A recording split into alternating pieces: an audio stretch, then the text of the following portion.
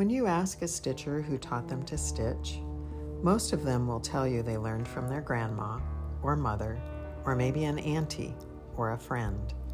We remember a shiny black sewing machine under a bent wood case, a jar full of buttons of every size and shape, and a tin of thread in all the colors of the rainbow. If we're lucky enough to have Grandma's quilt or Mom's dish towels, these handmade objects carry the energy of the maker. We have memories and stories through the work of their hands and of their hearts. When we sit down in our favorite chair and settle into the rhythm of the stitches, each stitch we take is taken alongside generations who have shared their love of needle and thread.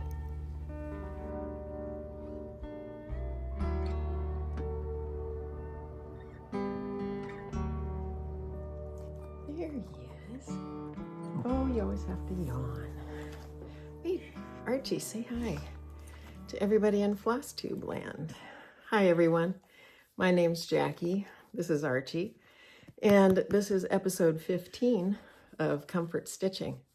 Archie is my nearly 9-year-old. He has a birthday in a couple of weeks. Brindle Scottish Terrier. He always likes to come and say hi, even though maybe it looks like he's not enjoying this.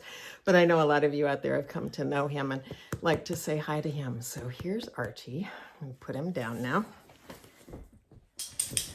And yeah, there he always has to shake it off. And he may or may not stay in the living room here, or he might decide to go on back on the other side of my studio room that's right behind me is the bedroom, and he might decide that he wants to go there, and we'll just see how that goes. It's good to see everybody. As I said, today is episode 15 of my FlossTube channel called Comfort Stitching. This is a channel all about my love of cross stitch, and sometimes I talk about other things too. Today is Sunday, April 6th, and usually I film on Saturdays, but I wasn't quite prepared yesterday. So today I'm prepared, and hopefully I'll be able to get this out today as well for you. And, you know, we are in beautiful spring now here in Northwest Missouri where I live. We've had some really warm days. Last night it got down to nearly freezing here, and we have a freeze warning coming up in the beginning of the week. But the redbud trees are blooming. They're so beautiful. The Bradford pear trees have bloomed and are already causing people sinus issues. The grass is green. I would imagine in the next day or two, we're going to be hearing mowers for the first time. And the daffodils are out, forsythia are blooming. This is one of my favorite times of year, and it's because of all the color. After we've spent so many months in gray, dreary, and bare days, although they have their appeal as well. But I think everybody was ready for warmer days and to see some color coming back. So it's beautiful here in Missouri in the spring. So I am enjoying that. I'm going to thank you all as always, for coming back. If you subscribe to my channel, if you're new here today, I hope you find something that you enjoy or that is of interest to you. And thank you too for all of your kind comments. I got some more interesting suggestions last time. I was talking about, and have been talking about over the last couple of videos, about some issues that I was having working with the Oversois 103 silk thread. When I use it, I have a problem with it tangling a bit. And so people have been giving me their suggestions on what might help prevent that. And so far, the best suggestion I had, well, there were two. First, just get used to it. It happens. It happens with every floss, so it happens. But secondly, I was just looking to see if I had one here. I do not. A bobbin of it was to, when I snip my length of thread from the spool, to thread my needle with that snipped end, and also to moisten the full length of the thread. And that's been working really well for me. I would say the knotting issues that I'm having have really diminished because of those helpful hints. So thank you everybody for that, and for all of your other thoughtful and very kind comments. I really, really do enjoy them and appreciate the interaction that we have here. So today I have kind of the usual FlossTube content. I have a fully finished, an exciting fully finished object to show you today. I have some framing that has finally come back. So you'll get to see that. I have progress on all of my works in progress, otherwise known as WIPS, here in cross-stitch land. I have quite a bit of, I'm just going to say, new inventory. I heard somebody say that when they were talking about their haul or stash, and I thought, oh, new inventory. That just makes it sound so much better, right? But I got some new linen inventory that I will share with you. And then, of course, plans for what's coming up. And I have a couple of new floss tubers to recommend. And then I will end, as I usually do, with just a bit of a quieter, like, wind down. But I have a story to share today. So, and I'll get more into that in a little bit. But let's start out with the fully finished object. Some of you have seen this if you follow me on Instagram. But if you haven't, Bridget, my Bridget Power sampler, is back home. And I know in the very last episode, number 14, I had told you that I got a call that the framing for Bridget was finished and that my friend Ray Niles was going to pick it up from the framer for me, because I took it to her framer in Wichita to have Bridget framed. So the very same day that I filmed my last episode, Ray went and picked Bridget up. And then the next day she texted me and said, hey, I think I can get Bridget to you this week. And I was so surprised, because I was expecting it not to come until a week or so from now. And what had happened was her sister, who is a court reporter, was coming to Kansas City, which is just about 40 minutes from me. And her sister was coming, and Bridget could come along. So Ray's sister brought Bridget home to me. And so without further ado, here is the framed Bridget Power sampler. Now I know I could move my camera. I'm just moving back in the chair so you can see it. And truly, she is gorgeous. I had heart palpitations, as you might imagine, when I took the brown wrapping paper off of this package. So I want to show you just close up. The frame that I chose was just this kind of simple black frame, and with the addition of that gold fillet. And if you can notice, there's a little, obviously that vine-like straight or wheat-like border with the little square detail in between. Now, if you look closely at that square and look up at the rug, yeah, happy accident. Meant to be is more like it.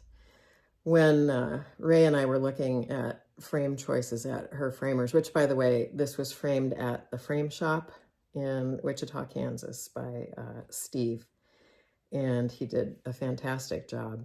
But as we were looking at frame choices for Bridget, I started out with something more elaborate, went to something more simple, something contemporary. But then I really started thinking about, she's heavy, about the other things that I have framed here in my apartment. And this apartment that I live in is in a building that was built in the late 1850s. as are most of the buildings in the town that I live in, Weston, Missouri. And for as long as I have had my own place, I have surrounded myself with vintage or antique furniture. You can see some around me. This chair that I'm sitting in is a chair from the 1930s. And I have some antique art, not that you can see from the camera vantage point, but I do have some antique pastels that are in vintage frames. I have some Victorian ebonized wood frames that have some etching in them. That I have one that's very similar. It has a design very similar to this in my bedroom. So I have a lot of antiques all around me. And so as I was deciding what frame should be put on Bridget, I just decided to approach it and think about what would it have looked like in the year 1840 when this sampler was finished. I wanted something that was simple and elegant and was contemporary but reminiscent of the time that this sampler would have originally been stitched. And I really feel like I achieved that.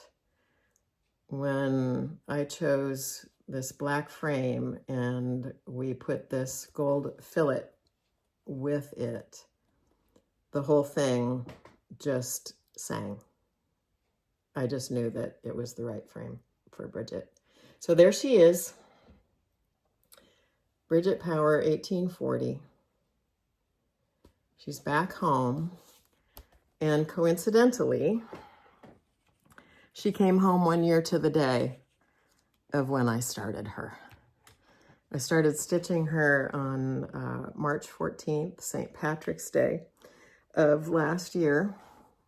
I didn't do that intentionally. I just started it that day. And she came back to me on March 14th of 2025. So there's Bridget. And so the story I'm going to tell you later on has to do with Bridget. I have alluded in the past to having found out some details about Bridget and that they came to me in an unconventional way. And I've put all of the things I've come to learn together. And so after we finish the rest of the FlossTube today, I'm going to share those details with you. So there is Bridget. I'm really so glad to have her home. And she's hanging in a little sitting room that's in my bedroom. As I said, this is a building from the 1850s, and in Weston here was a riverboat town, and it was one of the last towns that the riverboat would have stopped at for passengers, or maybe one of the first towns if you were coming from the west to the east. But if you were going from the east to the west, one of the last places that the riverboat stopped at, and for people to embark or debark. And this building that I live in at one time was the first building that people would have encountered when they got off of that boat. On the first floor was a saloon because everybody was thirsty after they got on the boat, or they wanted to drink before they got on. And I'm on the second floor. It's a 2-story building. And this apartment at one time would have been boarding rooms or just overnight rooms. And there were 4 rooms. My apartment would have been divided up into 4 sleeping rooms. And the room that is my bedroom, it either would have been the only 2-bedroom accommodation in this building, or it was 1 bedroom with a little alcove, maybe with a single bed in it for a child or someone traveling with someone else. So that little alcove type of room is now a sitting room. And I have a meditation and prayer space there, and Bridget hangs in that space. And some people have asked to see that, so I'm going to put a picture here to show you what she looks like hanging in her space now. So I'm really happy pleased to have her. So anyway, there's Bridget, and obviously more to share. So I'm just going to move the camera a little bit now as we move on. Yeah, like I said, I was had heart palpitations, and in the old Brenda and Laura days, Laura used to say she was getting so hepped up and excited about something, she would have an H&H, and that was her way of saying heart attack and hernia. But it was like really, really excited, and that's how I felt when I got Bridget here. And it took a few days, quite honestly, excuse me, for me to realize, oh, she actually is here. Her presence is back. And but now, and I talked to her, so and you guys will hear a little more about that. But she is an individual. There is a presence there with that sampler, and I just say hi to her. So anyway, let's move on. I've got notes today, like I always do. And over beside me, I have a chair. I'm just going to show you, because you probably always wonder, what does somebody who's filming FlossTube, what does their environment look like?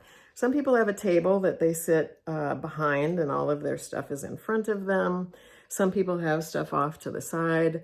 What has worked for me for a long time is to have everything on a chair beside me. So I'm going to try not to make you dizzy. But there is a chair with all my things stacked, and my WIPS there hanging over the back of the chair. That's the hallway there and the front door on beyond that. Some people have asked, what's your apartment look like? Well, you just saw a little bit.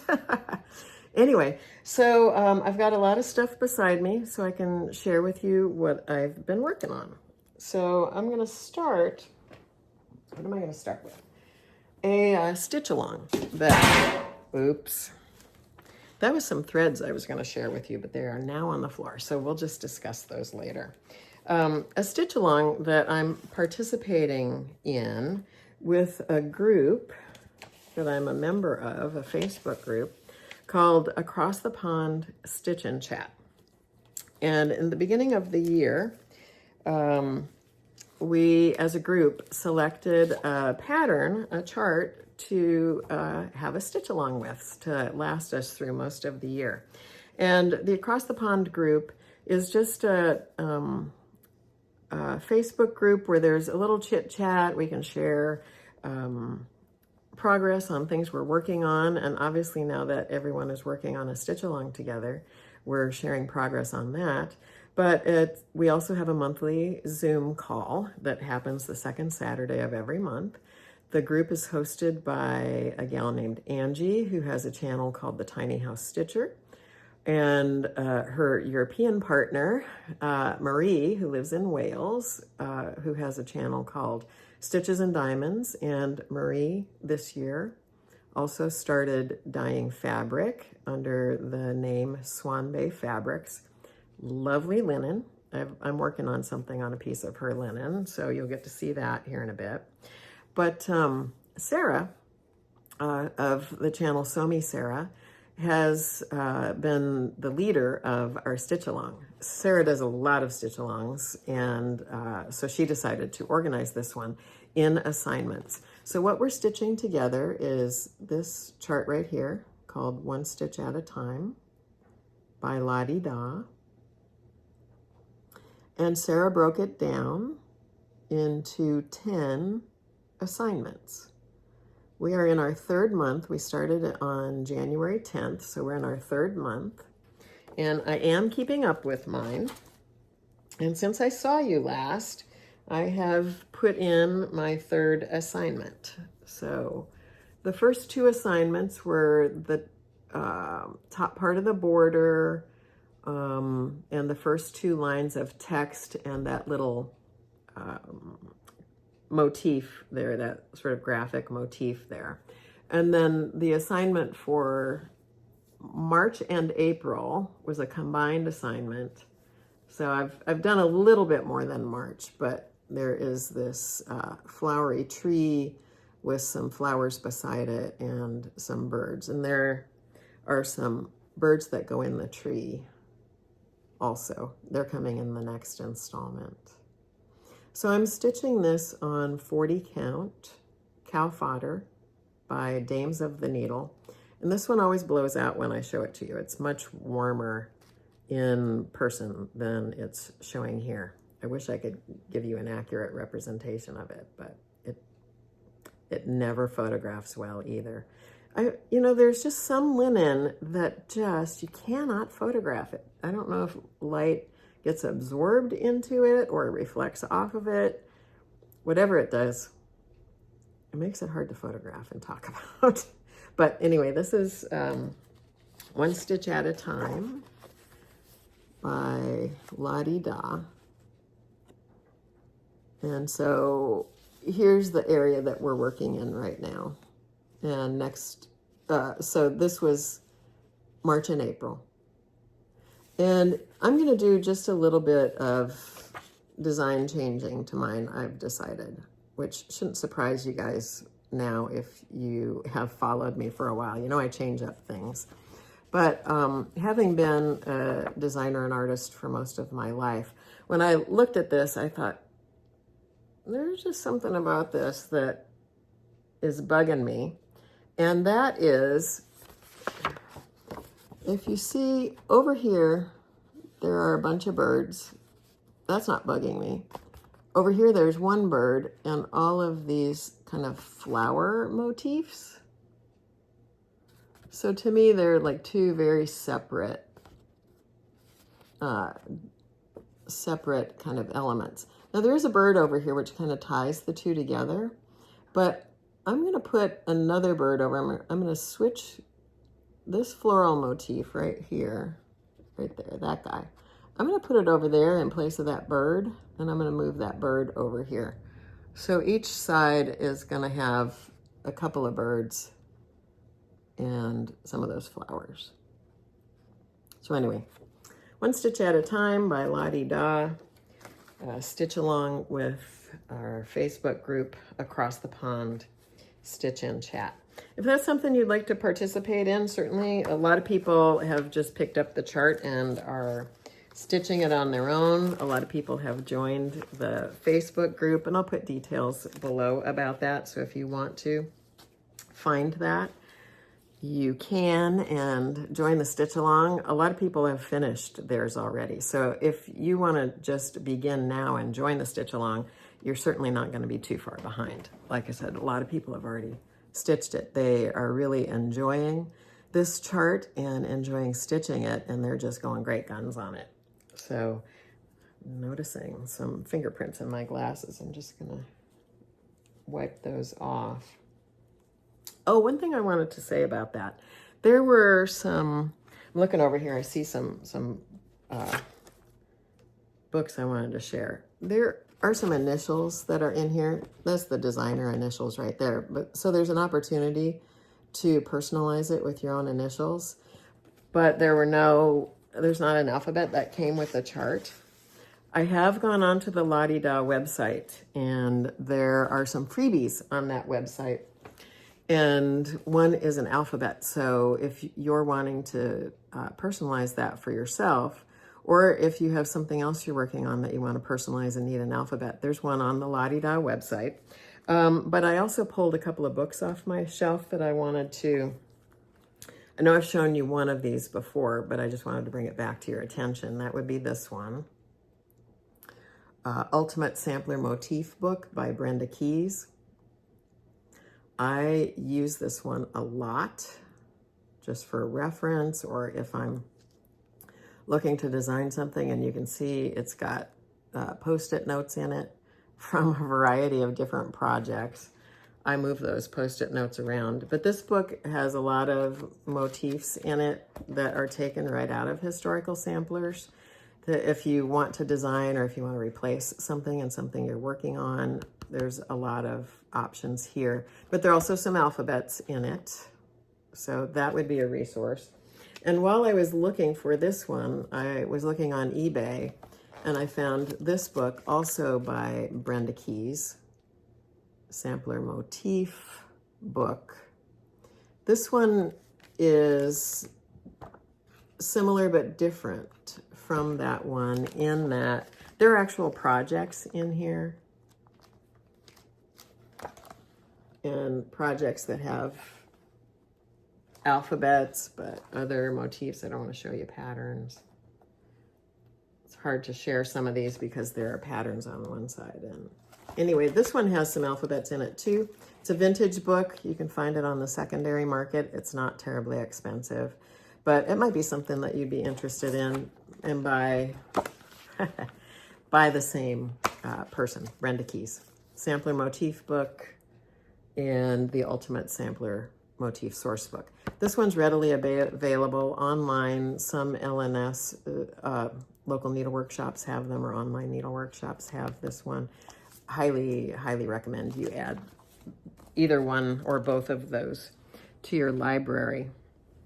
I have another alphabet resource book coming in the mail. I saw, in someone's discussion, I know it was on social media. I don't think it was a FlossTube. Someone talked about Jean Farish had an alphabet book that she brought out at the Nashville Needlework Market last month. And so I went on to her Etsy shop and put that one on order. So I'm looking forward to seeing what Jean has compiled. And if you don't watch Jean Farish's FlossTube, you should. I'm just going to jot that down to make a note of it. Jean has been designing and stitching for a long time and has a lot of helpful hints on how to use floss, she has a floss tube like all of us and shows what she's working on, what she's interested in. She leads cruises, Stitchy cruises, and just shares years and years of knowledge on her channel. But she also sells a few things, and that new book, alphabet book, is one of her new offerings, and I'm looking forward to seeing that when it arrives. So there we go with that one. Next, I worked on another stitch along. I never thought I would do stitch alongs when I started this channel, let alone be involved in two of them at the same time, nor did I ever think I might be co-leading one.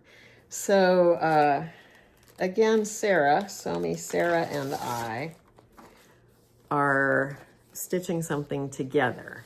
We started last winter the Barbara Anna 4 Seasons chart, and this is the design of that. There are 4 girls designed by the designer Barbara Anna to commemorate the seasons. And we started on the winter solstice with the winter girl, and we finished her. And then on the spring equinox, we started the spring girl. And I talked about her last time because last time I filmed it was right before the equinox was going to happen. So I have since begun. And so let me show you what I have done.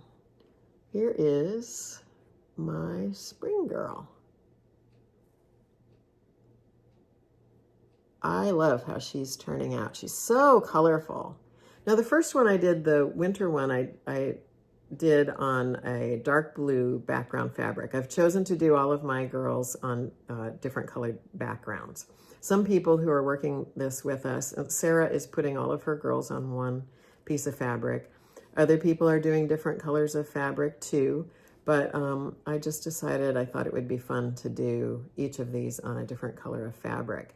And this is a piece of 40 count, so she's pretty small. This is a piece of 40 count fabric dyed by my friend Marie from Swan Bay Fabrics. And this color is called Mary's Sampler. And it actually has quite a bit of yellow in it. It's that's actually coming across pretty well right there.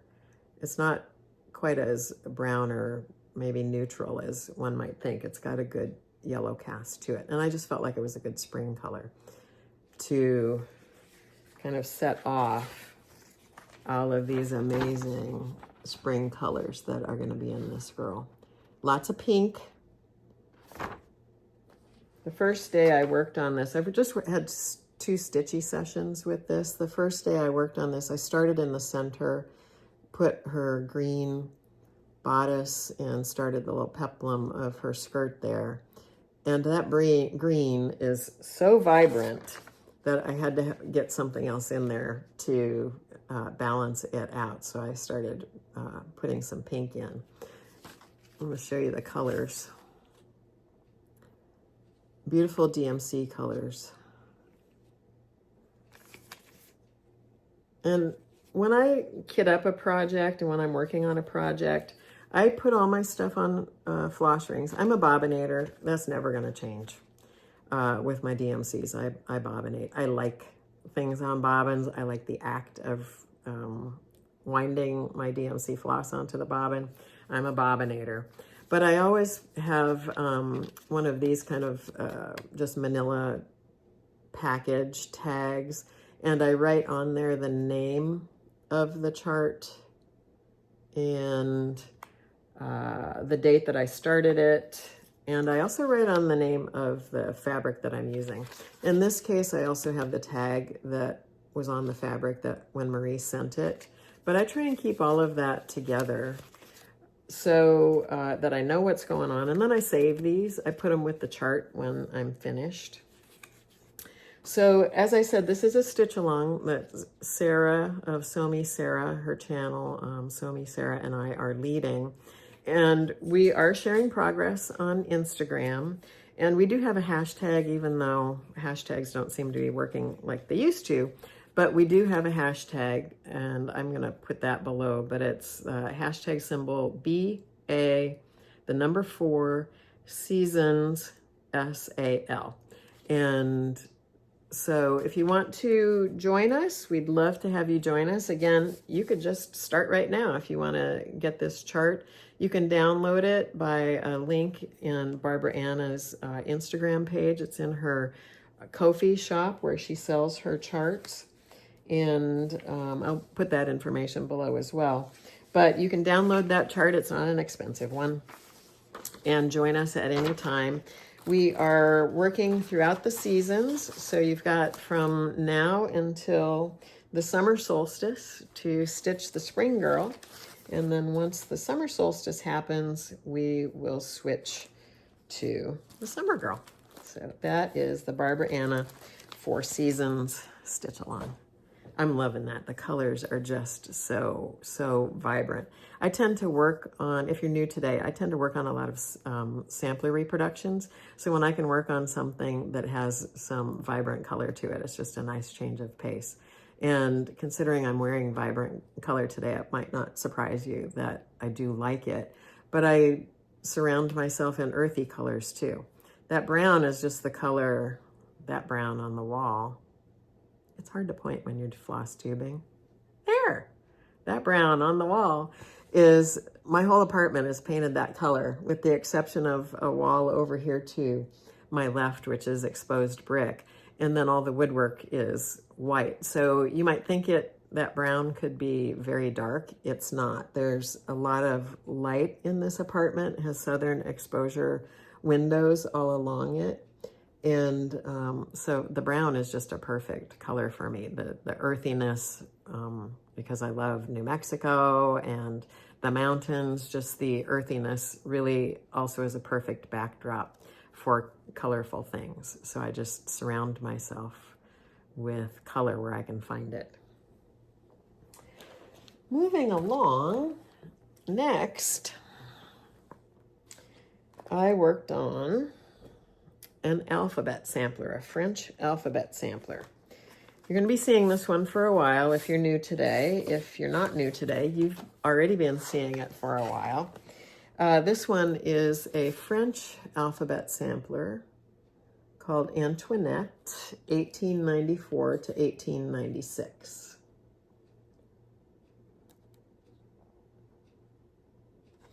This one is from a German company called European Reproduction Samplers. And I do link that information in the description box below, so that if you're interested in acquiring that.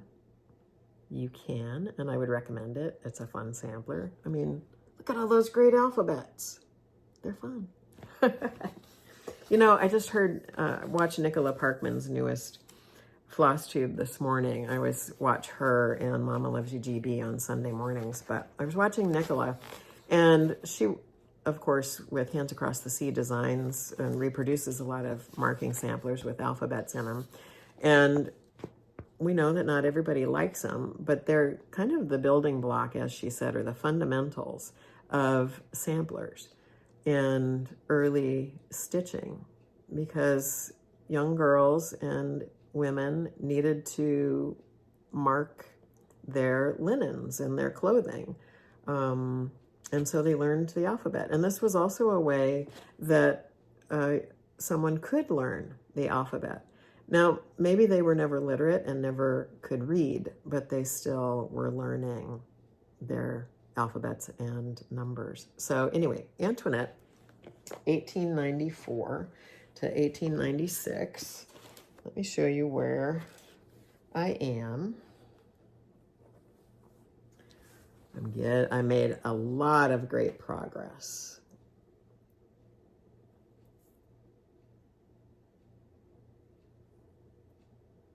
So last we talked, and I'm going to fold this now so it's a little easier to fill you in. So since we saw each other last, I have finished the X and the Y, and the Q, R, and this little Z. And I have looked at this chart. I have no idea why that Z is there. I'll say something about that in a minute. I put in a couple of these garlands. Those garlands are like eating vegetables for me. They are hard because there's not a natural stitch path in them. When they're on their side like this, there kind of is, but up here at the top, it was a little harder to find the natural stitch path. Because of the way I stitch one leg at a time, so I'm doing small rows, and then I'm coming back and doing the other one. They would be much easier to do if I was doing one cross at a time, but I do one leg, so that's why the stitch path becomes an issue for me, or something that can be an issue. So anyway, X, Y, a couple of these border motifs, the Z, the R, and the Q, and then a couple more border motifs in all of those numbers there. So I spent some time with Antoinette since we saw each other last. Really enjoying working on her. And this is being stitched on 56 count linen. This is my first, and right now only, 56 count piece. And I'm stitching it with the aforementioned 103 silk.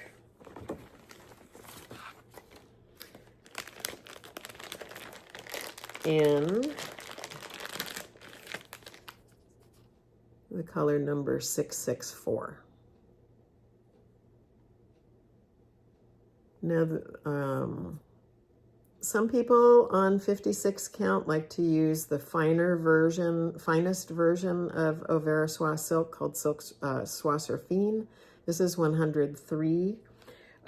It's a matter of personal preference. There's no one right thread to use on 56 count. In fact, on a sampler Facebook group I am on, somebody in that group posted this week that they had been stitching with DMC and overdyed cotton on 56 count and really liked the way it looked. And they had just then, after they got that project started, learned that maybe nobody else did that. Maybe people were supposed to use thinner, finer thread. And I think basically this woman just needed some encouragement. It's whatever is your own personal preference. There's no have to or one right thing. It's just one that looks good to you.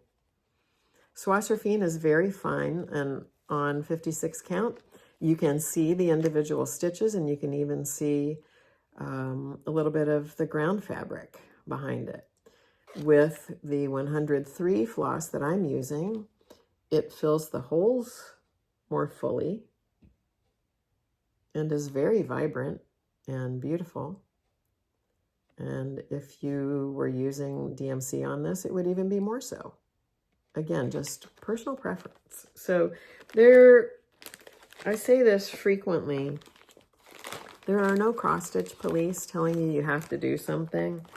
We might get advice from people who might have more experience than us or seem to be sort of in the know, or that that know more than us and feel like they're the authority on things.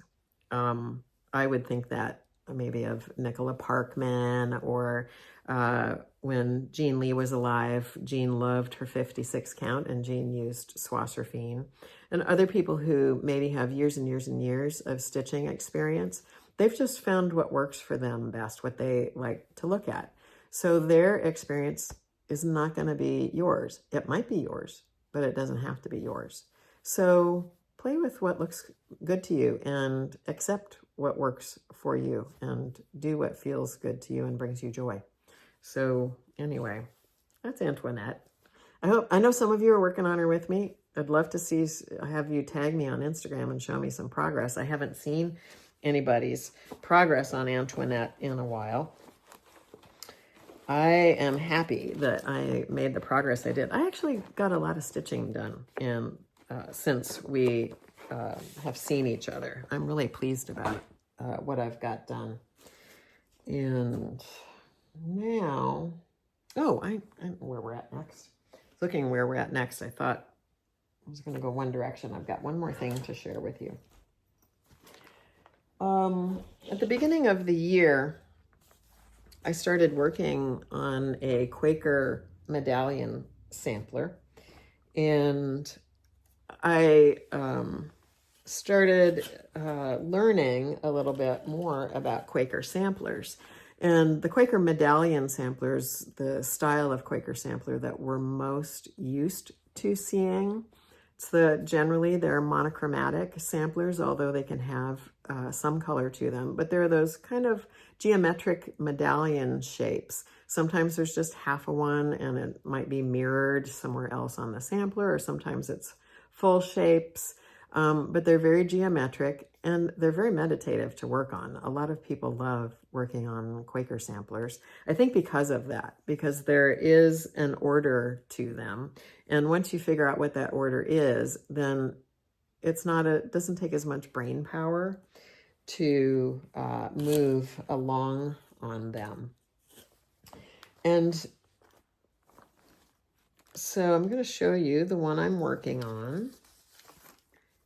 Get my floss out here. I have this in a project bag by Barry of Stitch Folk fame. And the Quaker medallion sampler I'm working on is called the Beatrix Potter sampler. And this is by a company called Stitchy Box.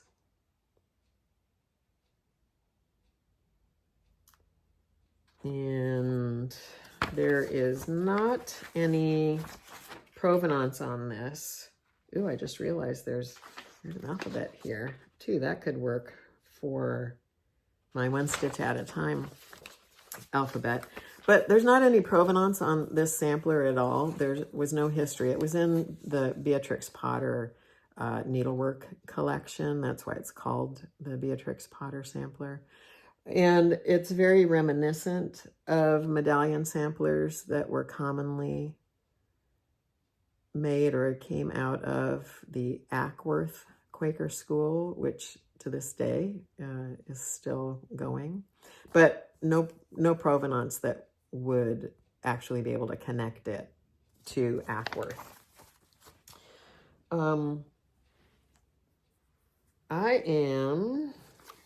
I'm working up here in the top left.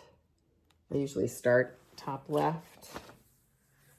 So here is my progress. I'll unfold just briefly so you can see. It's going to come most all of the way over here. I started and I did a center start here. So I went from the center to the left. So you can kind of get an idea how big this is going to be or how wide. This is a piece of 46 count linen. The color, or it's by Seraphim. It's a piece of Seraphim linen, which has really become one of my favorite linens to use. There's just something about it that I like the way that Seraphim linens feel. And I'm really enjoying 46 count linen. And since we saw each other last, I have done this motif. I had the circular outline done, but I filled that one in. I put in this very small one here and this motif over here. So I did those. And as you can see, I'm working in kind of a gold color family. The called for color on this one was not as gold as what's showing here on the chart. It was kind of I pulled it. It was a DMC color and an NPI color that were really looked almost peachy or coral. And I'm just always drawn to warmer colors. Again, the earthiness that's around me, I'm sure, influences me all the time. But I just went through my stash and pulled threads that were in that family. And you can see I've got everything here from DMC to overdyed cotton, and this one right here is an overdyed silk. This one is Dinky Dyes. And I'm going to be adding maybe one more to this. I placed a little order from the Attic this week. I was influenced by Carolyn and Mary's last FlossTube to get a couple of things. And so I just had them send me, this one's Dinky Dyes. I had them send me a Belle Soie silk, which I've never used, that might work in this color family. So I'm kind of looking forward to another edition. And when I was talking to y'all last time, I realized that I did not have classic Colorworks floss in my grouping here. I had Gentle Arts, Weeks Dye Works, Color in Cotton, and I realized, and DMCs, I'm using a few different ones, but that I hadn't pulled a classic Colorworks. So I went back to my stash and I found one, which, ye old gold. I don't know why I didn't pull it, but it's really similar to a couple others that I already have here. So that might be why I hadn't pulled one, but I've since added that to my group. And I'm just using the colors as I feel like they need to be used. I started out up here. This is the Color in Cotton color called Turmeric. And then I've got DMC in here. This one actually is the Dinky Dye Cobar. I loved that, working with that on the 46 count. And this is an anchor thread. And this obviously an overdyed because you can see the variegation in that one. So anyway, that's my progress on the Beatrix Potter sampler. Really loving, I'm going to hold it up close. Loving how the floss looks on this 46 count. And similar to what I was just talking about with what's the right floss for a 56 count, you could have that same conversation with regard to 46 count. This one, obviously using cotton floss on, and I like the way that it looks. One silk, overdyed silk, so it's a little thicker strands than the spooled silk, the Au Ver Soie, but I really like the way that it's filling the holes. And if you look at it, I don't know, it might be hard to see. It almost looks like little raised beads on there. And it's very shiny. I like it a lot. So 46 count Seraphim, I didn't tell you the name, Moon Shadow. It's a beautiful, just like off-white. I love this color, and I haven't been able to find any more of it. This I got from Country Sampler up in Spring Green on a visit when I was there last spring. So maybe I'll just need to call them and see if they have any more of this. But it's a very nice color. And last video when I was talking to you about medallion samplers, I had shown you this one that I got on the secondary market called L. Haworth, 1815. And this one is by a company called the Marking Sampler. And I read you a little bit about the Ackworth School last time. And I realized as I was looking at this chart when we were talking about it in my last video, that it was reproduced by a lady named Darlene Lara, and that I actually can say that I know Darlene. I met her 2 years ago at Sampler Symposium, and I got to see her again this year when I was there. And I reached out to Darlene to see if this chart is still available. Now, I had been told it might be possible to find it at the Attic. I have asked them, and when I asked, they did not have any of it. But I reached out to Darlene, and Darlene said if you contact her directly, she can hook you up. So if you're interested in this chart, email me. My email address is always in the description box below my video. But if you will email me, I will give you Darlene's contact information, and you can reach out to her then and get this one. This is a beautiful medallion sampler, and what I was drawn to on this is just that pop of color that was put in. And you might see something like that happening with the Beatrix Potter sampler. I don't know. Or I might do this one too. Who knows? But anyway, I wanted to update you on this one to let you know that it is something that you can acquire by getting in touch with Darlene through me. So email me if you want that information, and I will put you in touch with Darlene. And I have been doing some research on medallion samplers, and when I first started looking for Quaker information, I reached out to Linda Haddon of the Sampler Guild in Great Britain, and Linda had a copy of this book for sale. This one is very hard to find.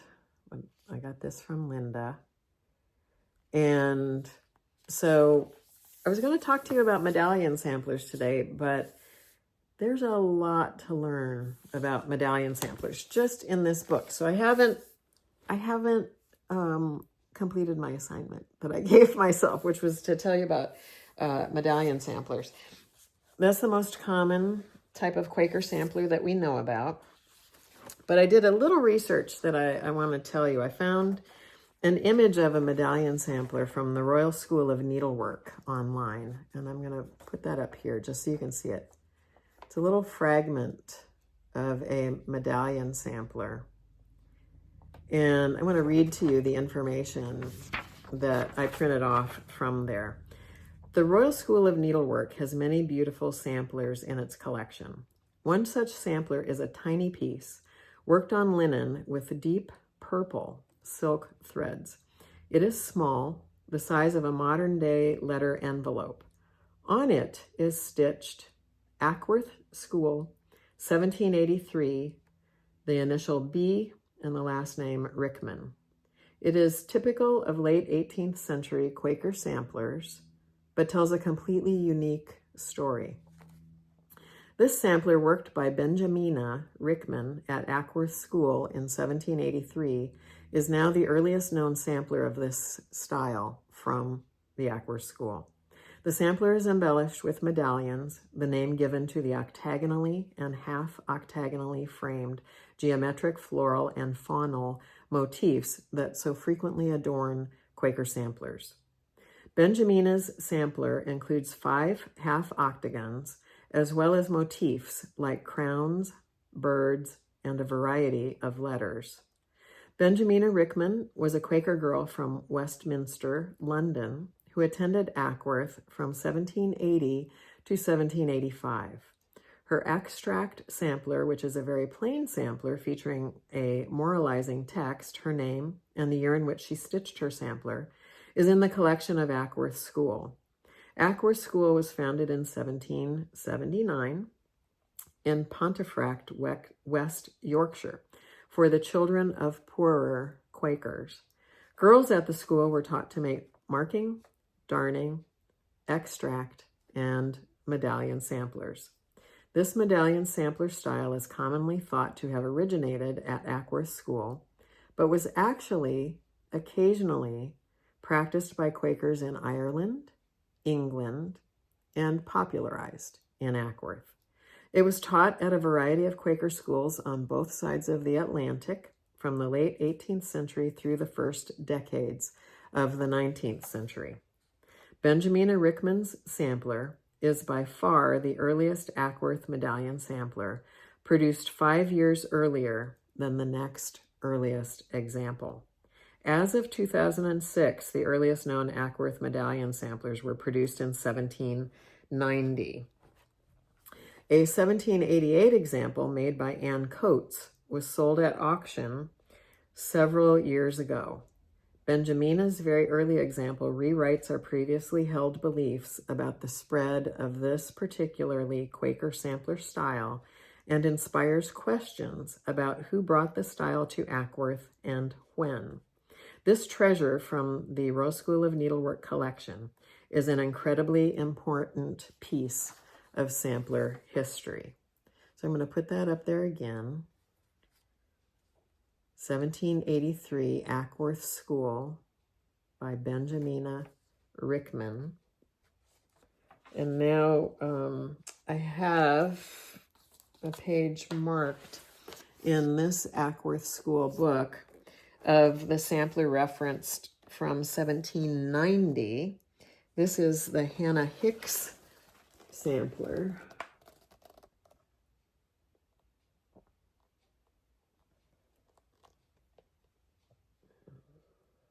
Sorry about the glare.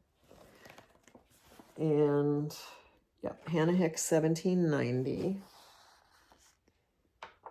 And then there's another one from 1790 called Mary Wigham's sampler that's right there. And there are several pages in this book about what might be the origins of that medallion style sampler. And so I have not read through everything I want to about them yet in order to be able to give you any more information. But I felt like that extract from the Royal School of Needlework was good information from you. And to have a little snippet of that one from so early a time, already forgotten what year, 1783. It's amazing to me that examples of needlework from that time and even earlier still survive, but that we're still discovering them, and they're giving you a snapshot into the life of a person and what they were wanting to share or say, or what they could do. And in some cases, that's the only evidence we have that they lived. And that just excites me, boggles my mind. That's why one of the reasons why I really love samplers is because obviously, again, looking around me, you might surmise that I like history. I didn't grow up enjoying history, but when you can contextualize it, like we do with reproduction samplers, and you realize that that was a person, it was a snapshot into part of their life story. It might be the only thing that we have that's evidence of their life or their contribution in their family, which obviously, was much greater than a piece of needlework, but it might be the only thing that we have as evidence that they lived. And some people are findable, some are not, but we have evidence of them having lived. And that to me is just amazing, those threads we can reach through and connect with people who have come before us and are still teaching us something to this day, whether it's something about the history of a school or the history of the person, or whether we learn something about ourselves in the process of making it, reproducing it. Anyway, I just love it. So you will almost always hear me talking about history and samplers. And whoops, sorry, I bumped my camera. Sorry.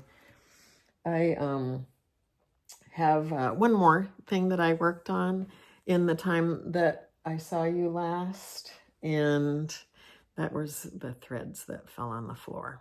So I'm going to pause and pick them up, and then I'll be back with them. So last time we were together, I spent a lot of time talking to you about a restart that I had on a chart called Julia Rachel de la Mare. And I went through my process of how I came to be restarting this. So I spent a lot of time with Julia in the time between then and now. So let me show you first that chart. This is Julia Rachel de la Mare, 1849, by Cross Stitch Antiques. Now this chart is not available widely yet. It will be this fall. This was part of a club that Country Sampler up in Spring Green has called the Threads of History. And after their club members get their kits, they generally have some that are still available. So I reached out to Country Sampler and was able to get this chart and kit. And if you were with me last time, I went through, I wasn't happy with the kit materials. And for a while, I wasn't working on Julia. And so once I changed my mind about her, changed my materials, I became re-excited about her and restarted her. And so here is what I have done.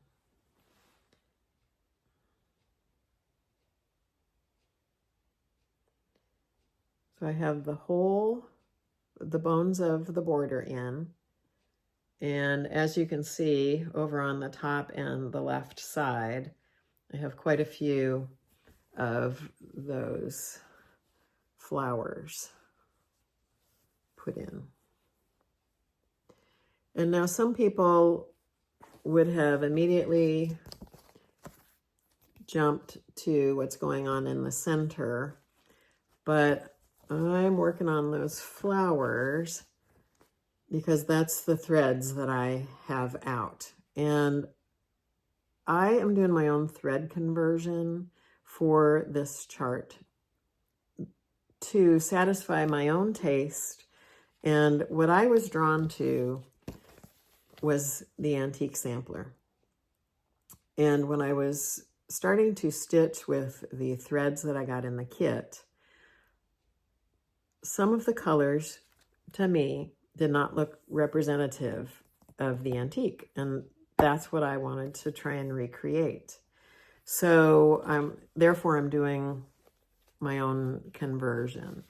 And I'm also using a darker piece of linen than what was provided in the kit. This is a piece of mason linen. Now, this was a limited edition one, but it's very close to the called for linen, which is 40 count button box medium dark by Mason Linen. Mason Linen is very hard to come by. This piece was gifted to me by my friend Ray Niles. And the I'm using some of the called for kit colors and others I'm replacing. So I can tell you, I've had people say, what is your conversion? I haven't made it completely, so I can't tell you all of it. But I can tell you that there are two dark greens that are used in the border and the flowers. Those two are the called for greens.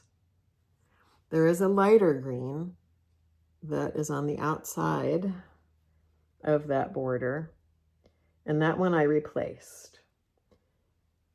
I have a picture of the antique sampler on my phone. You can find it on the internet. If you search Guernsey sampler or Channel Islands sampler, you find this one.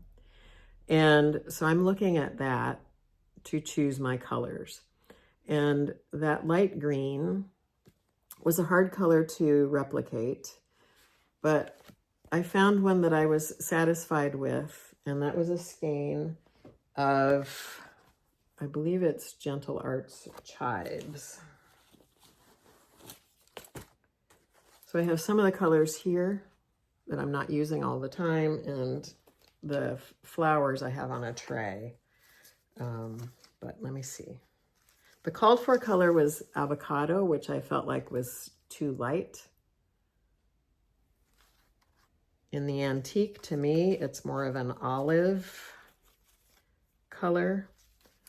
And I went to, a few weeks ago, I went to Quilter Station in Lee Summit, and I had the picture on my phone, and because I did not have a color that in my stash that worked for me.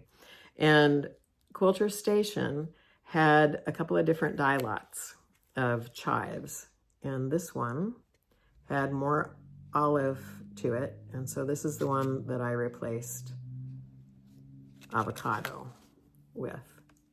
You can see they're very different. Now, dye lots change and shift all the time, so I can't tell you that you're going to find this version of chives, but that's what I switched that out to. And then I'm going to show you, well, first I'll tell you, this light pink that's up here in that flower, and it reappears in several flowers. That's one that I have changed also. The called for, I believe, is this one called, it's a classic Colorworks called Blushing Beauty. And it's a little bit, I'll just say lighter. It's different than the antique, but the darker version or the darker variegation in this is more like the antique. But I have created my own for that. I had a color and cotton fabric or thread in my stash called Princess. This is Princess. But I tea-dyed it. So I have some of each there, and that's what I'm using for the light pink in my flowers. So you can see they're not a lot different, but actually I think I dunked it in, nope, I dunked this one in tea. I've also been dunking things in coffee. You can see they are different. So it just aged it. It put 100 years on it. And since I'm trying to replicate an antique, I think that's appropriate. And you have to forgive me. I have these on a cookie sheet on some parchment paper. They're usually, I have one, this is one of those 1930s chairs that has the arms that are like 8 to 10 inches wide. And all of these threads usually are right there on the arm of my chair so I can pick them. But these right now are the colors of those flowers, with the exception of, I think the orange one is missing. I pulled that off of the floss ring. But I'm using called for cherry cobbler, the two called for greens. Brown sugar is a called for color, but I'm fussy cutting this. Fussy cutting it very specifically because right here is brown sugar, but it looks like two different colors of floss, and that's because I'm fussy cutting it to get that look. And then the others are all my own conversion. Now there's one color, one other color I can tell you that I have specifically changed, and that's this kind of dusty pink that's right there. The called for in that was brown hen, I believe. Yes, brown hen, which is kind of a pinky brown. I didn't feel like it was dark enough or rose colored enough. And I have yet to get this color correct for some other places that it's used, because it's also used as the base of some of the flowers. Here it's used as the base of this flower. Now that's not brown hen. Instead, I'm using Cinnamon Toast from Classic Colorworks. This again came from Quilter Station. This was different. It was more pink than a version of Cinnamon Toast that I had, but I wanted this pinker rosy color because it matched the antique better. You can see these are very different.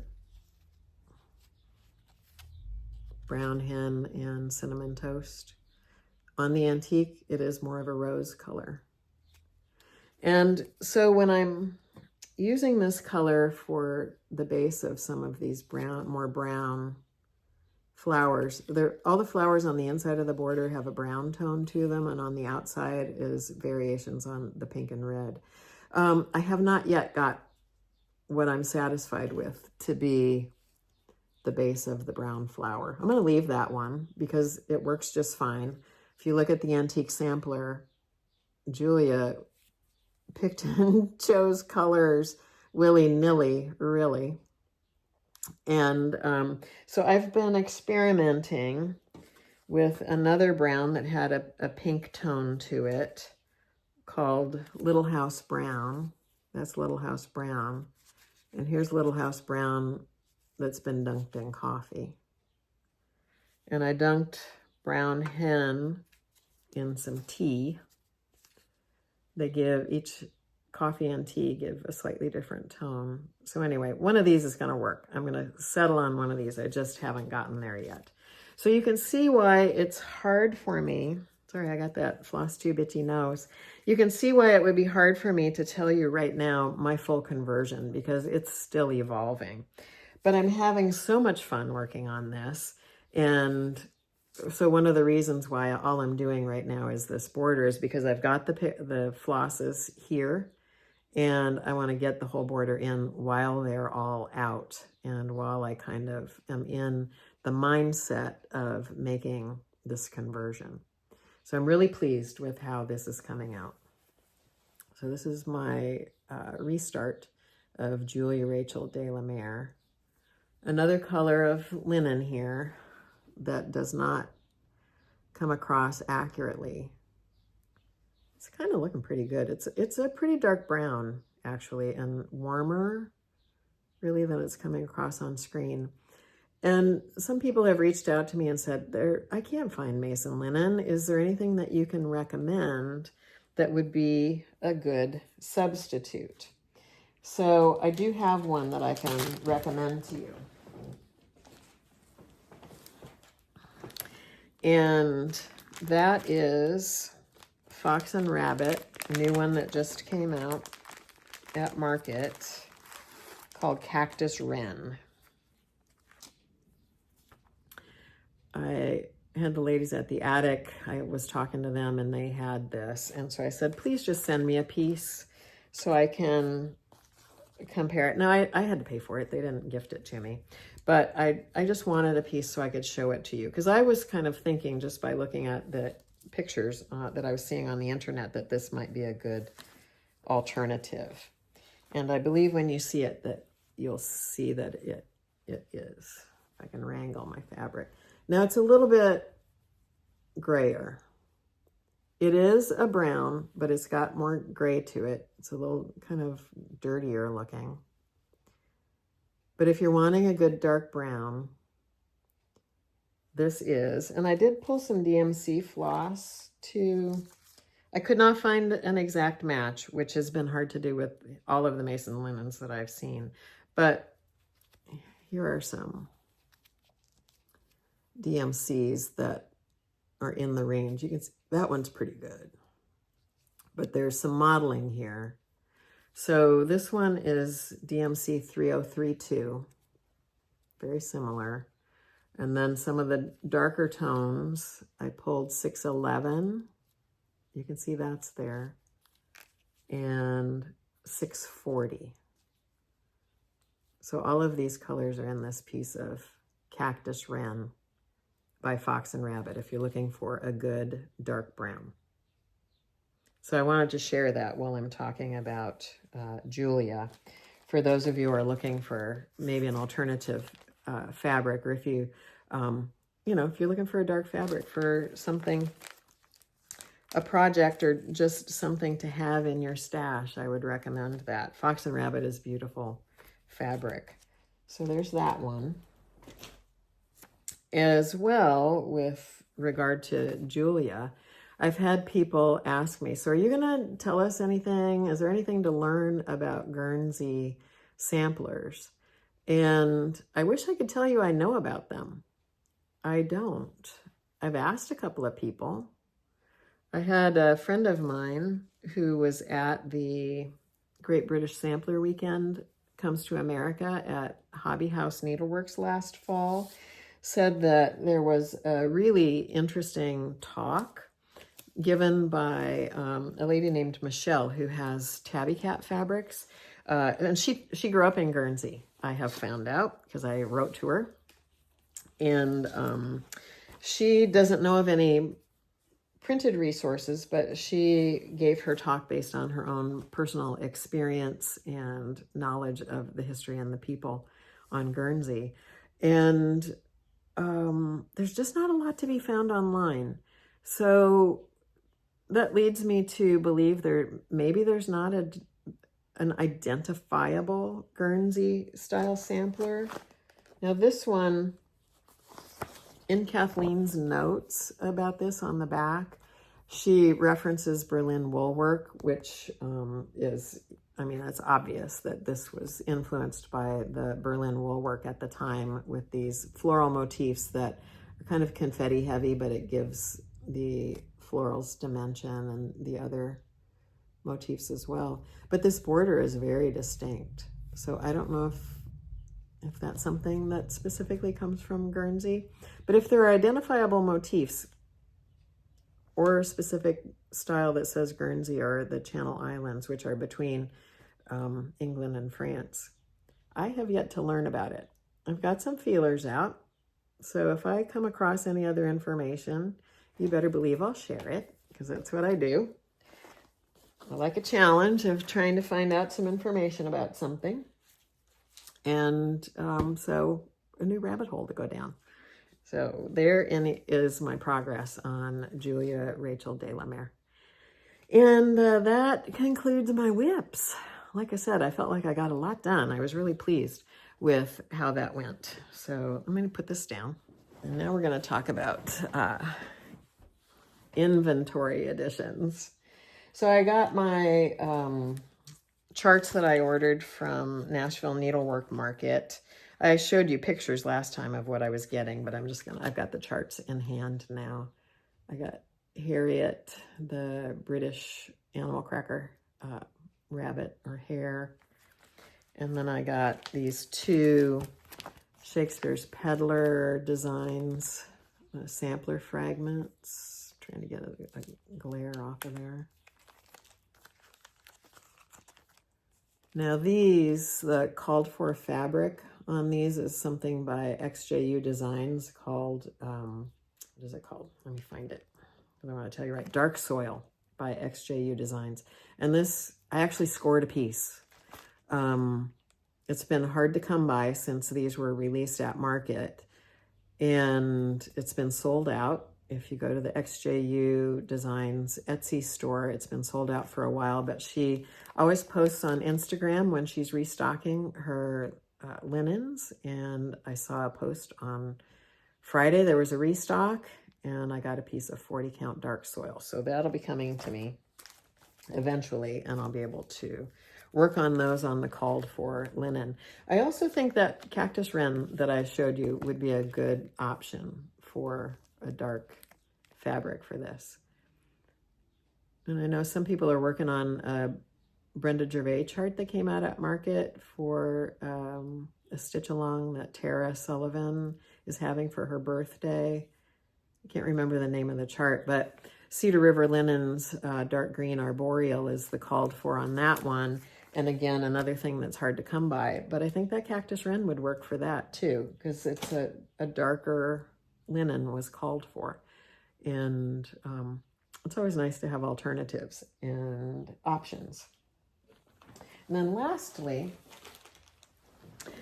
I had talked to you before about my interest and enjoyment of stitching on 46 count linen, but I only had a couple of pieces in my stash, and a project that is now a more imminent start because I've narrowed down the linen options to 2. It was another Shakespeare's Peddler chart called the Ragamuffin 2 sampler, also a Quaker sampler, but different than what you've seen before. Anyway, I ordered in several 46 count linens, and so I'm just going to share those with you. This is a Cedar River Linen and Designs color called Salt Ash. It is a lighter neutral that has a very slight yellowy greeny cast to it. I've pulled 822. You can kind of see that they're very similar, but then there's modeling in it. And I pulled 644 as sort of what it's like. So this is Salt Ash. I ordered this right off the Cedar River Linen and Design website. So that came right from Jody. I like that color a lot. Things are sliding on my lap here because of plastic, so excuse me. All right, this one is a Fox and Rabbit color called White Clay. And all of these I'm showing you are 46 count. That cactus wren that I showed you, that was 40 count. This is 46 count, White Clay. Also, as you can, obviously a light neutral. But it has a little bit of modeling to it. So I pulled 3866 and 05 as colors that are in this. And next to that other one that I just showed you, you can see that this one has a little, almost some pink to it. And you can really tell that that one has some green in it, warmer, cooler. So that one was Fox and Rabbit White Clay. And I've got next to share with you a light neutral from Needle Bling Designs called Heirloom. Again, 46 count. I got this from Hollis Hands Create. There's a little bit of pink to this, but there's also some warmer modeling. There's a little more distinct modeling on this one, but it's still in real life quite subtle.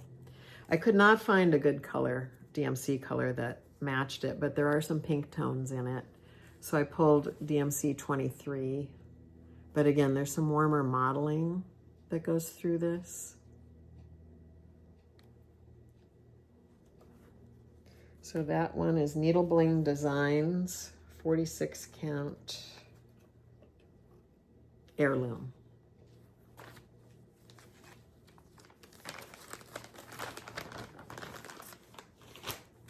Next I have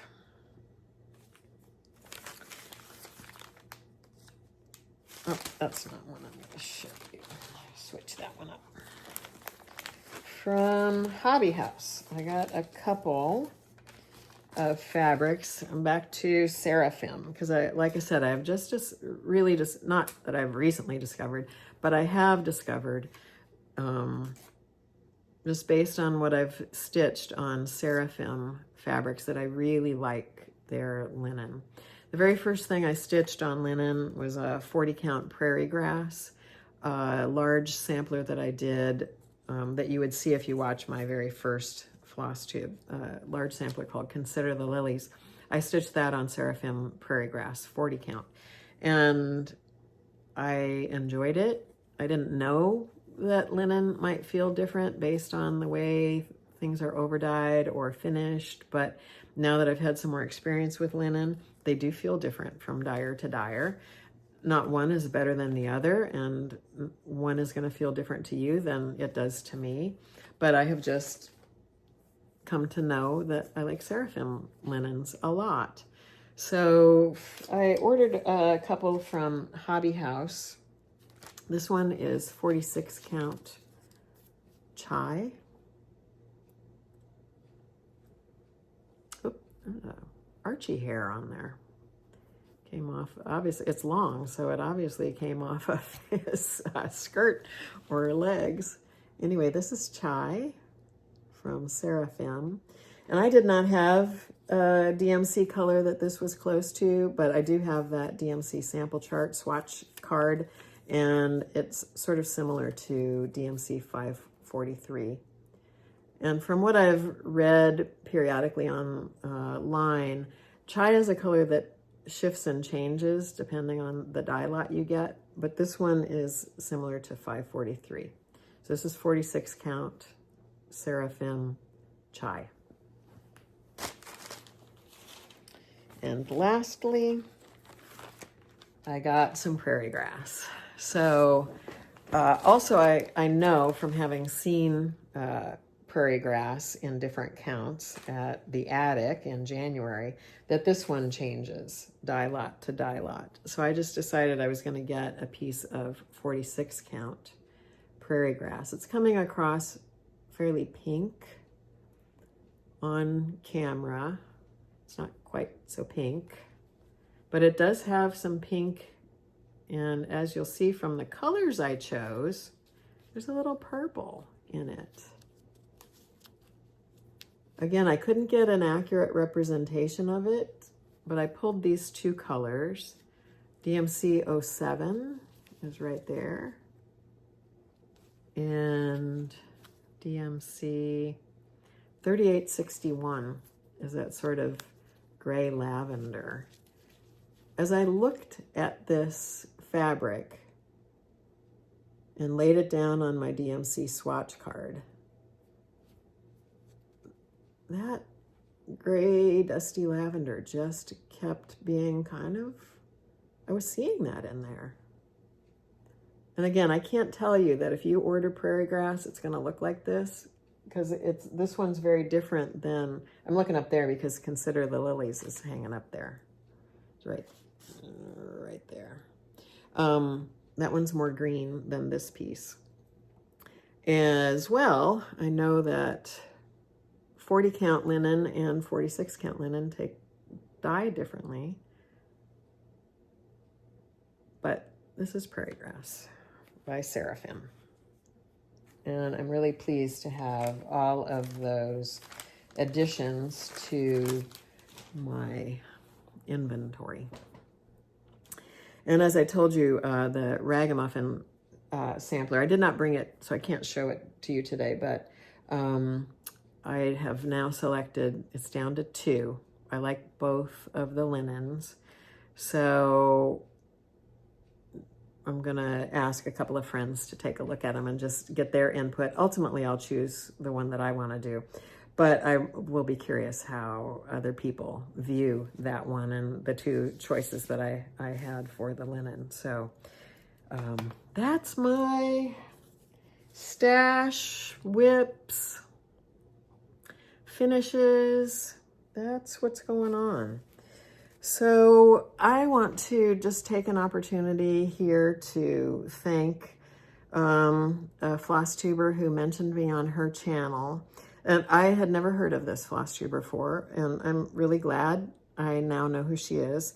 Her channel name is Maggie Lou Stitches. Her name is Margaret, and Maggie Lou is spelled Maggieloux. Maggie Lou Stitches.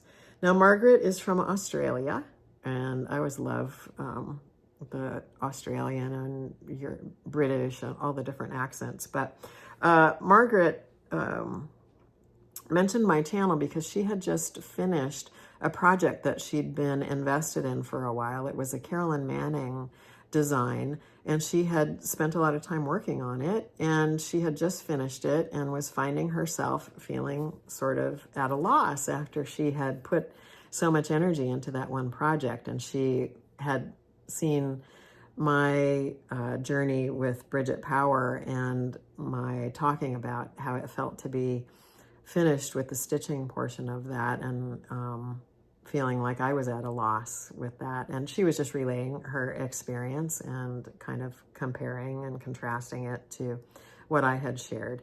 So I want to thank Margaret for giving me a shout out on her channel. And I think you might enjoy her. It's always nice to see other people, and I especially like seeing other floss tubers in other countries because they're stitching different things than us.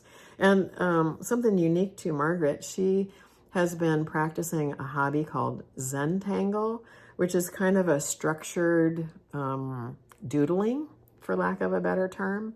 And so she talks about that and what she enjoys about that. So I might recommend that you visit Maggie Lou Stitches, and I'll link her channel below. And then I want to recommend a couple of new floss tubers to watch. The first one is a guy named Jason. His channel is called Jason Cross Stitches. Jason Cross Stitches. And he is a new cross stitcher. And I'm always impressed when a new cross stitcher also decides to be a new floss tuber. That to me is really brave. But somebody who is putting themselves out there. What I like about new stitchers doing FlossTube is we get to follow along on their stitching journey as they discover things about themselves and what they are stitching and how that shifts and changes, if at all. So Jason Cross Stitches, he's got a couple of episodes, and he just finished a Max Pigeon design, a monochromatic one from a book. A lot of people were talking about that Max Pigeon book earlier in the year, and Jason decided to do his own color conversion on that, and he explains his process, how he figured that out. And he's also working on, he does a variety of things, but the Max Pigeon thing was interesting, and his thought process on color was interesting. And he's also working on a long dog sampler called Saga. Now, there are several people who are working on that. One other one that I watch called Heidi, Stitching Down the Rabbit Hole, she's also working on Saga. But what's unique about them is they're doing different colorways on this. Now, long dogs are large projects. There's generally a fantasy-like element to them. And a lot of times they're monochromatic, or maybe have a couple of colors that are recommended. But from what I understand, people like to introduce even more color to their long dog samplers. And so Jason was talking about starting this one called Saga, and how he is choosing to introduce different colors into that sampler. It's a kind of a band sampler, if you will. And so I really enjoyed hearing him talk about his thoughts on that. And then one more new floss tuber I want to call your attention to and recommend, and that is Vashti, whose channel is called Olive Green, and green is spelled Greene, Olive Green. Vashti is a new stitcher since the pandemic, but many of you might know her because you've seen her. She works part-time at the Attic Needlework in Mesa, Arizona. And she is generally at Sampler Symposium helping out there. And I got to meet Vashti. She was just sitting like 2 people down from me at Sampler Symposium. So it was really nice to chat with her and see the different things that Vashti is working on.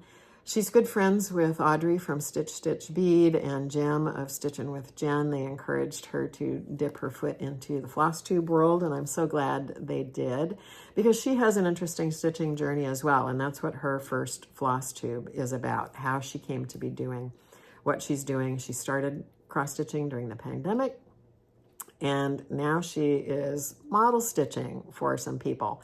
And I know she has a love of samplers, but some other things as well. So I think you all might really enjoy what Vashti has to offer. And her channel is called Olive Green. I will link everybody below. And with that, I'm going to move into some plans. I want to tell you that next Saturday is a Stitch With Me day at Florilegium. I mentioned it in my last video, and there was such an enthusiastic response to that. We have got a full house now, and I'm doing this here in Weston, where I live. Right downstairs from me is an amazing shop called Florilegium, and Florilegium is not necessarily a cross-stitch needlework store, but it's a needlework and fiber store that is filled with hand-dyed yarn, ribbons, NPI silk. Gretchen has NPI silk. And she has a space down there for people to gather in. And so after I announced this Come Stitch With Me Day on both my Instagram and last time on FlossTube, I had a lot of people reach out to me. And if everybody comes, we're going to have a full house of about 24, 25 people. And we can fit them in. It's going to be a little cozy, but I think it's going to be such a fun day. I'm looking forward to meeting so many of you. There are people coming down from Iowa and Wisconsin and coming up from Oklahoma and Kansas, and of course people from the Kansas City area, which is why I started this idea all along, is to get connected with more people in my local area. But I think it's going to be a fun time. So right now we do have a full house. This is next Saturday, April 12th. Starting at 1, the shop closes at 5, but you can come with whatever project you want to come with. You'll have a space at a table. Bring your own lamp or magnification. Gretchen has a few lamps here, but if you don't want to work on cross stitch, you can bring knitting, crocheting, whatever you might want to work on, but it's going to be a fun time. So that's next Saturday. And I really want to thank everybody for your enthusiasm. I'm so looking forward to getting to meet some new people, and some of the folks who were at the first one that I did in October are going to be coming as well. So that concludes my stitching and general FlossTube content. But as I said at the beginning of this video, when I was showing you the Bridget Power sampler, I have some information now about Bridget that I'm ready to share. And it comes to me, as I said, in a very unconventional way. So if you followed my journey with Bridget, I started this sampler in March after seeing an image of the sampler that was shared on Instagram. And there was something about the sampler that when I saw it, I was stopped in my tracks. And it was though I didn't know the name of the sampler when I saw it, but something about that sampler just reached from Instagram into me and said, you need to stitch this. And so I began stitching that Bridget Power sampler. It's a chart that was published originally by a company called Of Female Worth, which is no longer in existence. And the original antique sampler now is owned by Gigi Reese, who has a company called GGR.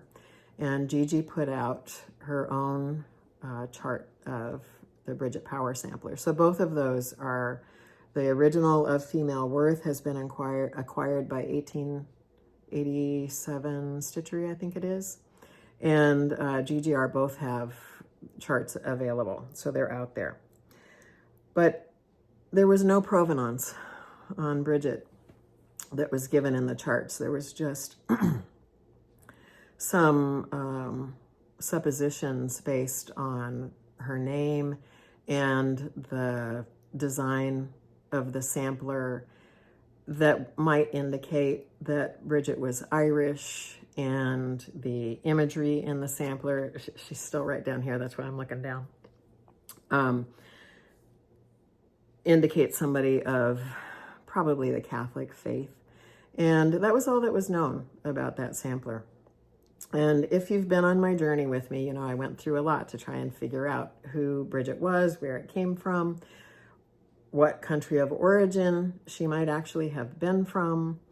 I did a lot of research and stumbled across an image in a book about Northern Irish samplers that had a similar border to the one that's depicted on the Bridget sampler.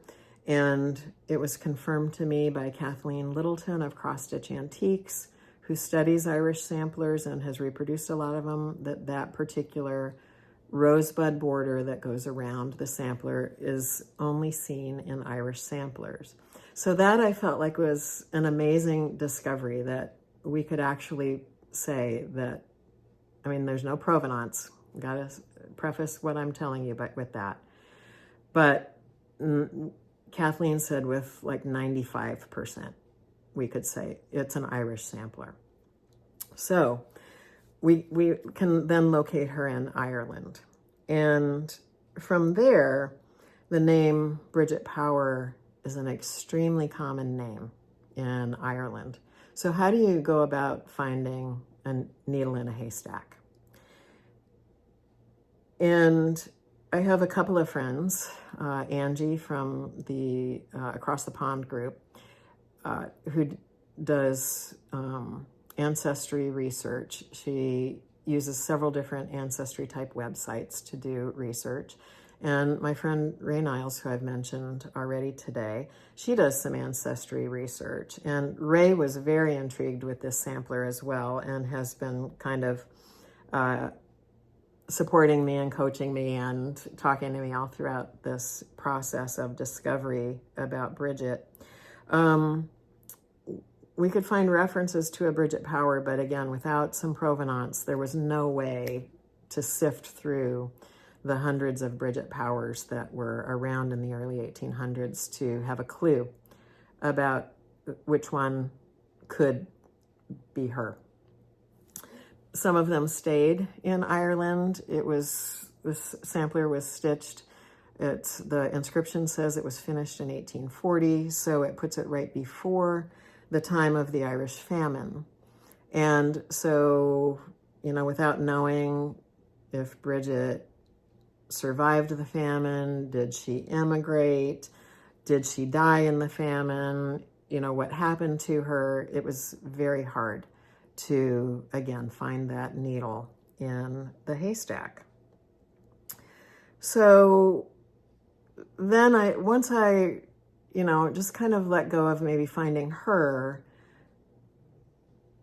I started just trying to understand more of the history of Ireland at that time. And you saw me talk about the famine. You would have heard me talk about the famine. You would have seen some images when I was looking up. Photography was available, but rare at that time. I posted some pictures of little girls at that time because I was trying to figure out, what did Bridget look like? What, you know, because she was obviously a real person. Again, she made that sampler. That's what we have of her. Who was she? And so I found pictures. I tried to, you know, figure out what could have influenced the imagery on there. And without another sampler that looks like that, you can't really place it. Again, you need something to say, yeah, this was from Ireland in this area at this time. You know, here's something else that we can relate it to. So I was coming up with just a lot of dead ends. But you also know that I felt very connected to Bridget, which is what kind of compelled me on this journey of trying to find out who she was. And in October of last year, I reached out to a friend of mine who's a psychic intuitive. And now, please suspend your disbelief. If you just, at the point that I said that, said, oh no, please suspend your disbelief, because there's now a story to tell. So just as a little backstory, over the course of my adult life, I have been in some experiences and met some people, and things have happened that I could not have happened in our natural world. They come from a different dimension. It's just unexplainable by science. And so you have to believe me when I say at first, when I was experiencing some of these sort of unexplainable things, I was skeptical too. It's like, why? Oh, that can't have happened. I made that up. Well, I didn't make it up. It was the beginning of me learning that there are things beyond our five senses. We'll just say it that way. And in the late 80s and early 90s, there was the so-called New Age movement, and there were a lot of books being published about some of these things. An author and PhD you've heard me talk about a lot, Carolyn Mace, is a medical intuitive. She gets intuitive information and could diagnose disease in people. She has evidence of all of this. So if you do something intuitively and can have evidence that it's real, can you say that, yes, that's real?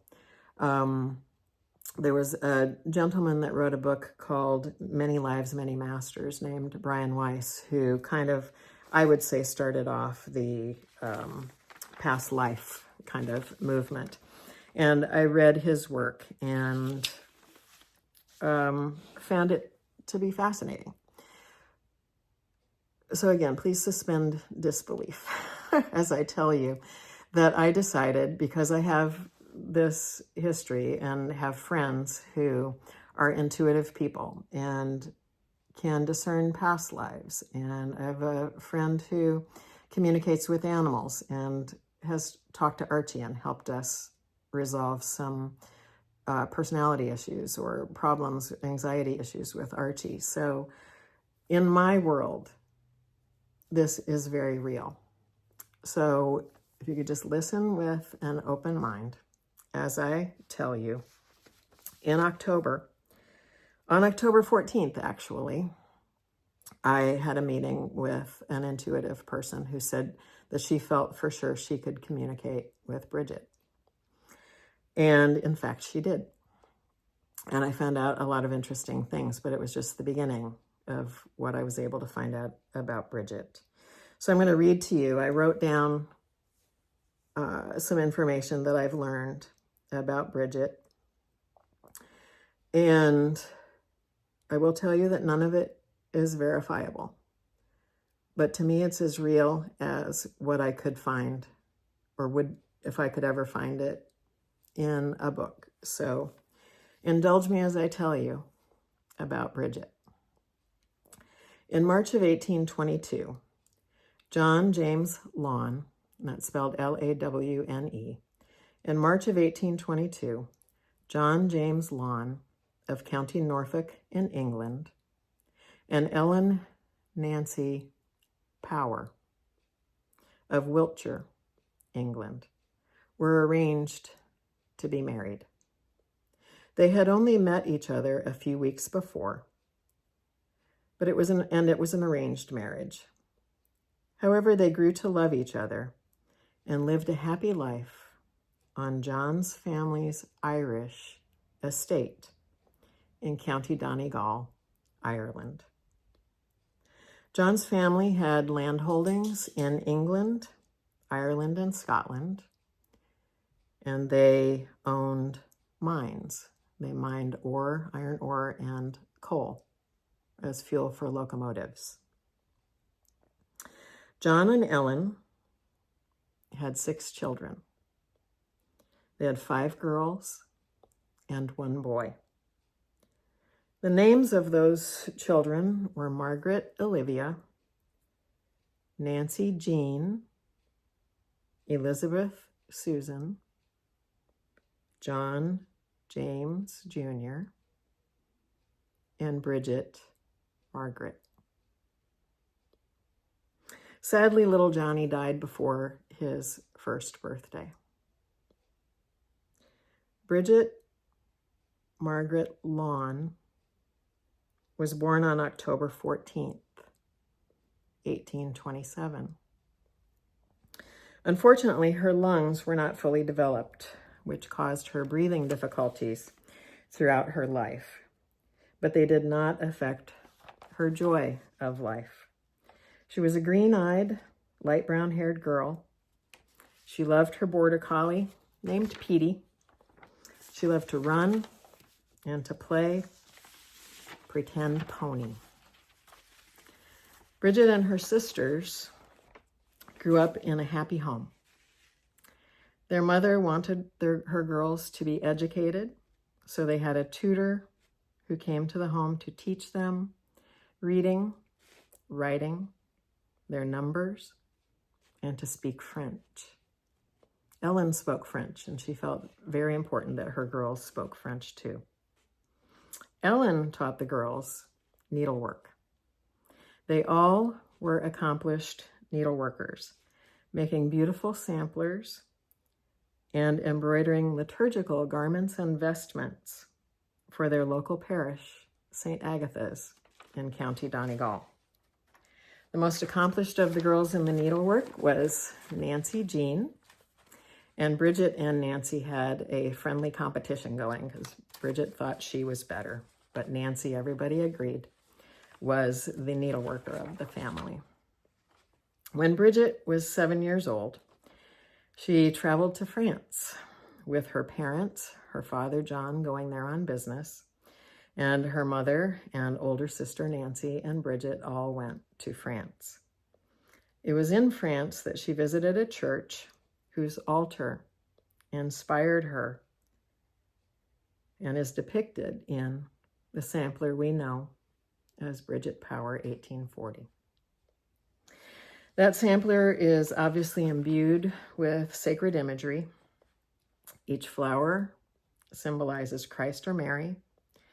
There are rosary beads, obviously the altar, the candles, grapes, a monstrance, the curtains draping the archway, representing the veil between us and Christ being lifted.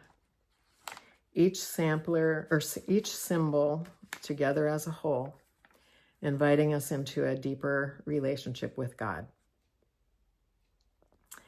Now, as I shared, Bridget's full name was Bridget Margaret Lawn.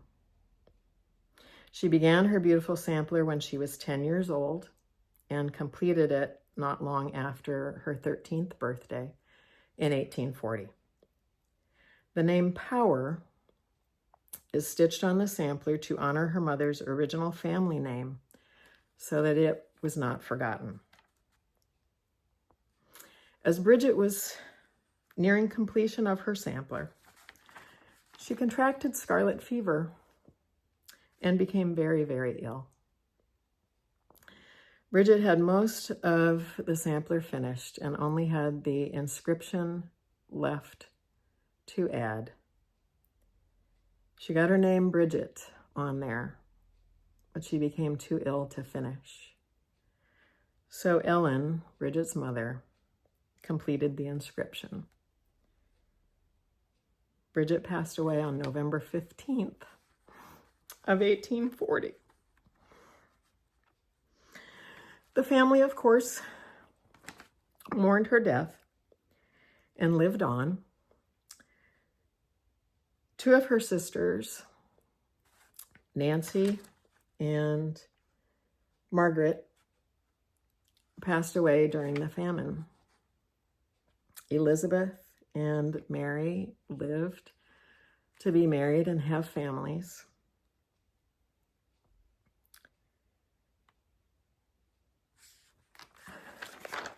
That's what I know about Bridget. Our conversation has continued since October. And if you go back to when I said I went to visit that psychic intuitive, that was October 14th.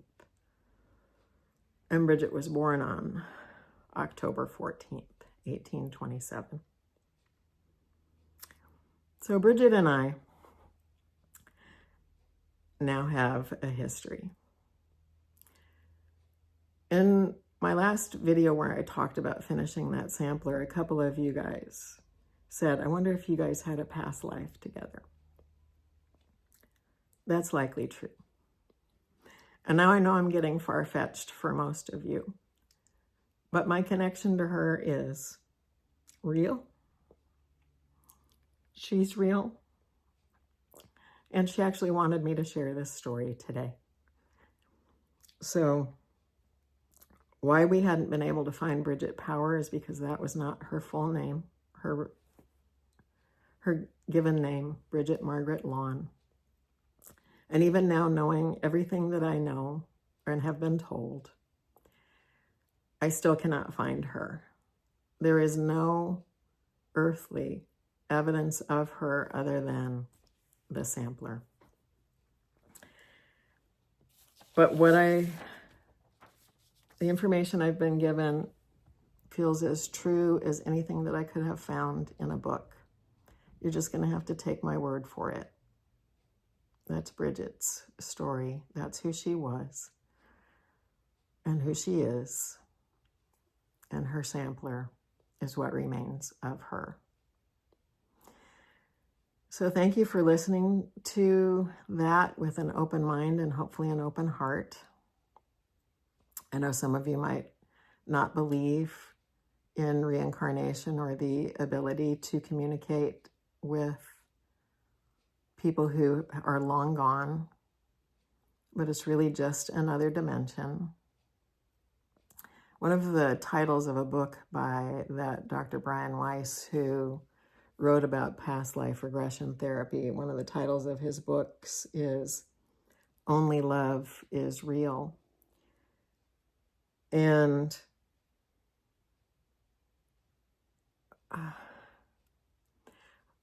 I knew that it would be challenging to try and communicate this to you, and it sounds impossible. But what Bridget said was, it's possible because of love. So I hope you will accept the story of Bridget in the manner in which it is offered to you as a way of filling in the blanks of who she was. She was real. And she reached through time and distance to find a voice to someone who could share her voice and tell you who she really was. So that's Bridget. And with that, that's what I have to share today. I thank you all for watching. I'm going to end with the meta prayer. I think it's very necessary right now in the time that we're living in, which is kind of frightening, actually. So if you'll just take a deep breath.